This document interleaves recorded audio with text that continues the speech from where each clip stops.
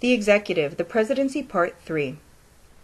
In this section, we'll talk about the impeachment and removal process, or what you need to do if you want to actually remove a president from office.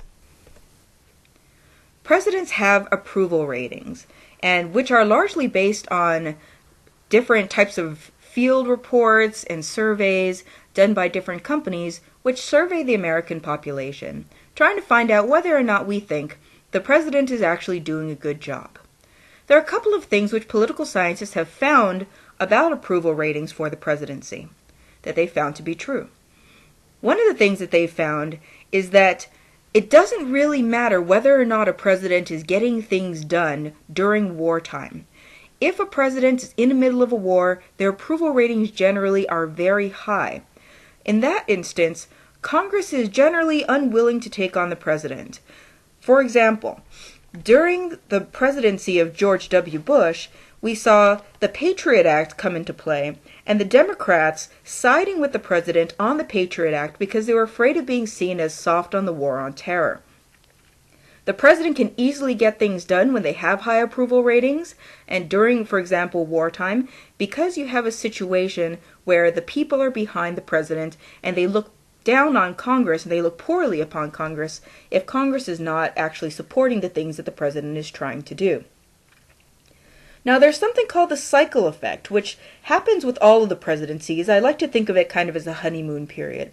What happens is that ratings begin high, and then they begin to decline. Because, of course, you just voted in a new president, everybody's excited about this particular person, and so the person is going to get great ratings their first 180 or so days in office, and then after that, the honeymoon period is over, people start getting disenchanted, we start seeing that expectations gap that we were talking about in a previous lecture come into play, and that people are starting to expect the things that the president had promised, and they're not realizing that the president actually doesn't have the power to deliver on those things. And when the president tries, and if the president runs into trouble, then of course the people are disenchanted and ratings begin to decline. Other things affect presidential ratings as well, of course. The economy, how jobs are doing, how much money is coming in or out, and events like, for example, September 11th. It definitely changed the way that the approval ratings of the presidency were going. So how do you actually get rid of a president when you want to get rid of one? Well, it's actually a two-step process. It begins with impeachment and it ends in a process called removal. Article 2, Section 4 outlines the process of impeachment, and you can use this process actually for getting rid of both executive branch officials like the president and federal judges. They can be removed for treason, bribery, or other high crimes and misdemeanors, which of course is not defined within the Constitution. It's a highly political process. It really has to do with the different parts of government not really working together or liking each other at the time. This often happens when you have divided government. Of course, divided government, you're looking at a situation where the House and Senate are possibly of different parties than the president. And so you have perhaps a struggle for power between the Congress and the presidency, and people aren't getting along, things aren't happening the way that possibly they believe that they should be. When you have a government which is not divided, say for example you have the House, the Senate, and the presidency all being held by the Democratic Party, you're likely not going to get an impeachment because everybody's working together, or so to speak, and they're supporting what their moves are, and of course they don't want to impeach one of their own. And so it really is highly political, and it has frankly a lot less to do with what the person did, and a lot more to do with the political climate at the time.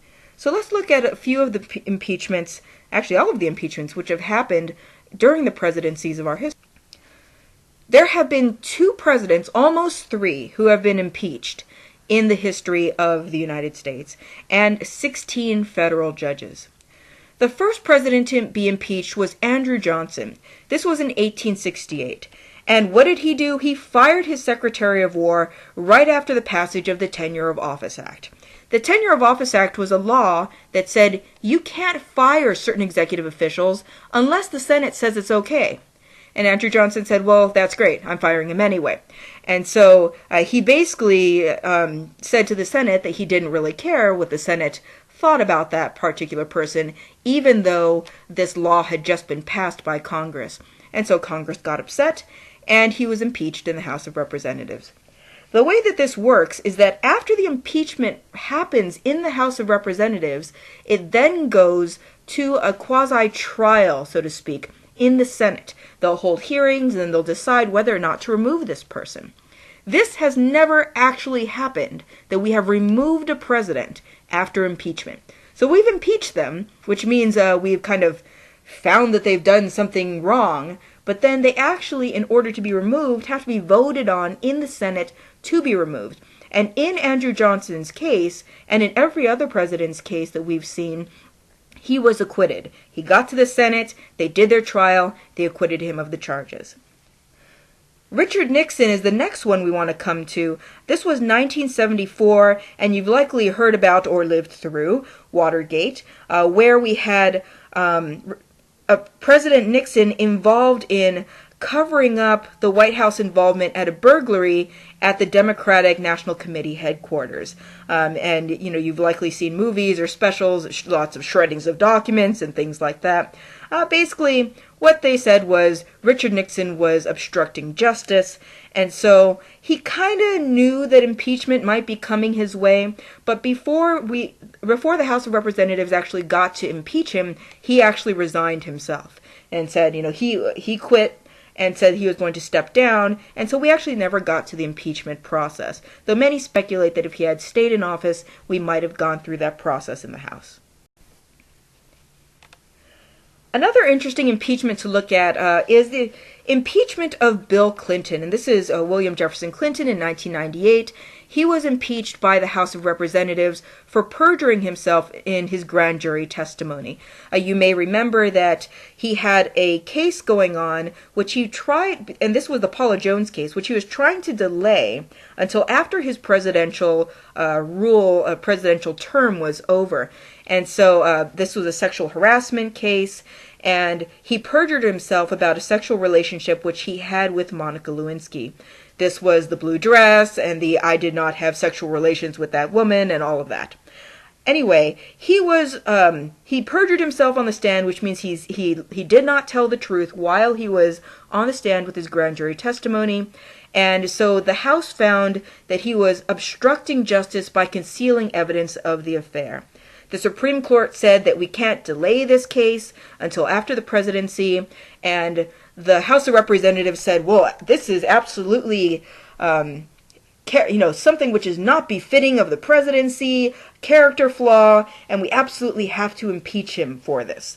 And as we know, even though he was impeached in the House of Representatives, when the case got to the Senate in 1998, he was acquitted and he was not removed. So he was able to serve out his term.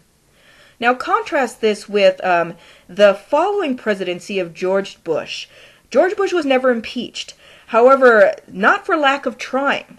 Dennis Kucinich actually introduced a resolution with 35 articles of impeachment, that's quite a few, in the House of Representatives. It was quite a few times where the resolution to impeach George Bush for war crimes, crimes against humanity, for everything going on with what was going on with the Middle East at that time, and the weapons of mass destruction. All of that was going on, and so there were several attempts to impeach George Bush for that. However, the House never actually got to a point where they impeached him. The last resolution, which was this one by Kucinich, actually died when Congress adjourned in 2006, because if they weren't able to make the decision before the end of the session, then it would die, and the next Congress would have to pick it up, and they never did. So it's interesting to take a look at the actions which these different presidents engaged in.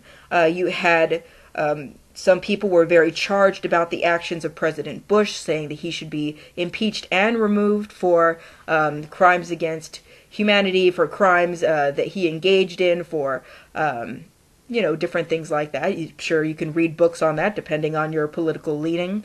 And some people said, what Bill Clinton did, that just wasn't a big deal. And I don't understand why the House made such a big deal about it. And there's a famous comedian who made a joke about it, who said Bill Clinton nearly got impeached for lying about an affair so his wife wouldn't find out. Is that against the law? Do we need the Supreme Court for that one? And he goes on. And I believe that was Chris Rock. You can look it up. But it's, he went on about this, and it's very true if you think about this really not having to do with what the particular president did, and everything to do with the political climate and what Congress is feeling at that time about the way that their president is conducting himself.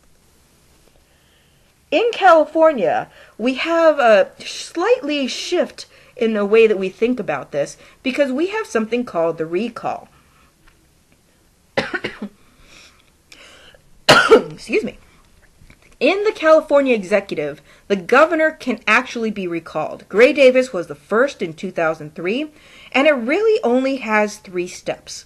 The first step is a petition, 12% of the last vote for that office. So of all of the people who voted for governor in the last election, 12% of them have to sign this petition. So that brings us to about 900,000 people. And that's, people standing outside of Whole Foods with a clipboard asking you to sign their petition for the recall. Now, what happens with the petition is if they get enough people to sign the petition, it will go to a ballot. And all the ballot says is yes or no.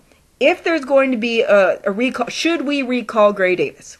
Yes or no? And then it says, if yes, then who would you like to, replace them? If no, then you don't have to answer that. But you'll, recall that there were a lot of signs and placards that said, no, but yes on Bustamante. So it's like, if you are not, vote no, but if the recall is going to go through, then this is the candidate that we want. A majority vote is going to secure that recall. Interesting thing about this is there are no substantive requirements.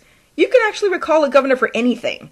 There's no real reason. It's just someone decides to go start the petitioning about. In this particular instance, it was due to a lot of it was due to the California energy crisis, and a lot of it was due to Republican Representative Darrell Issa actually putting up a lot of money behind this to recall him. Now, Darrell Issa, a very, very wealthy individual, able to bankroll something like a recall, and so it's interesting to put this into play. But this is a California special. This is something which is unique to the state system. So this is not something that we do at the level of the federal government. You can't recall the president, but you can recall the governor. And so if there's an instance in California, we don't have to go through the impeachment and removal process, which is really removed from the voters. It actually goes directly to the voters. There is rather a direct democracy answer to this, in that the voters can put a recall on the ballot.